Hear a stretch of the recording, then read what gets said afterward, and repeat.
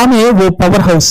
మరెవ్వరికీ లేని రికార్డు ఆమె సొంతం. ఆమె మరెవరో కాదు, టాప్ హీరోయిన్ రష్మిక మందన్న. 3,000 కోట్ల రూపాయల పర్సనాలిటీ అన్నాడు నాగార్జున రష్మిక మందన్నను ఉద్దేశించి. అందులో అతిశయోక్తి ఏమీ కనిపించలేదు. నిజాయితీగానే ప్రశంసాపూర్వకంగానే అన్నాడు. ఆలియా, దీపిక, ప్రియాంక వంటి వారందరికంటే ఆమె సక్సెస్ రేట్ హై రేంజ్. ఇప్పుడు ప్రస్తుతం అక్షరాల ఆమె దశ నడుస్తోంది.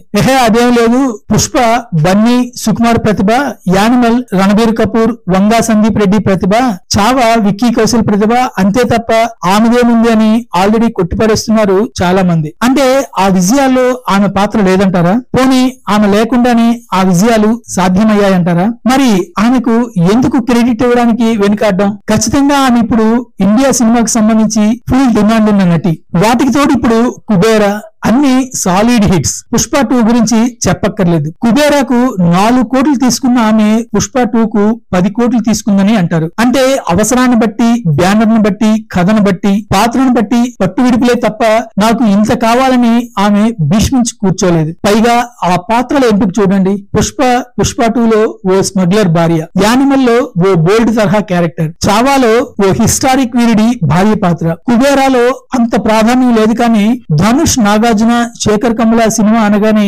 ఆమెకు నచ్చి చేసింది. ఇవే కాదు, ఇప్పుడు ఆమె చేతిలో 5 సినిమాలున్నాయి. అందులో ఒకటి సల్మాన్ ఖాన్ మూవీ. తెలుగు, తమిళం, హిందీ ఎటుచి అప్పుడప్పుడు ఆమె చుట్టూ కన్నడ వివాదాలు చుట్టుముట్టి తని దూరంలో ఉంటోంది. అప్పుడెప్పుడో కిరిక్ పార్టీ సినిమాతో 9 ఏళ్ల క్రితం సినిమాల్లోకి అరంగేట్రం చేసింది. ఈ స్వల్ప వ్యవధిలోనే ఆమె స్టార్ హీరోయిన్ అయిపోయింది. అదృష్టమేం కాదు, అందం, నటన, పాత్రల ఎంపికలో జాగ్రత్త, అవి దీని వెనుకున్న కారణాలు. కెరీర్ మొదట్లో రక్షిత్ శెట్టితో ప్రేమాయణం, ఎంగేజ్మెంట్, కానీ బ్రేకప్. తెలుగులో గీత గోవిందం, తరువాత సరిలేవు నీకెవరు సినిమాలతో తెలుగులో బలంగా అడుగుపెట్టి పుష్పతో స్టాండ్ అయిపోయింది. పుష్ప 2తో పాతుకుపోయింది. ఆ గీత గోవిందుడు విజయ్ దేవరకొండ సాహచర్యంతో పాత చేదు అనుభవాలను మర్చిపోయి ఈ సక్సెస్ లను ఎంజాయ్ చేస్తోంది ఈ కొడవ పిల్ల. అంటే అదొక ప్రత్యేకమైన కులం. కొడుగు జిల్లాలో బీసీలు ప్రత్యేక సంస్కృతిని పాటించే మిలిటరీ బాపత కులం అన్నమాట. అంటే సైనిక కులం. లైసెన్స్ లేకుండా తుపాకీ కలిగి ఉండే హక్కు ఉంది వాళ్ళకి. Field marshal KM Cariappa,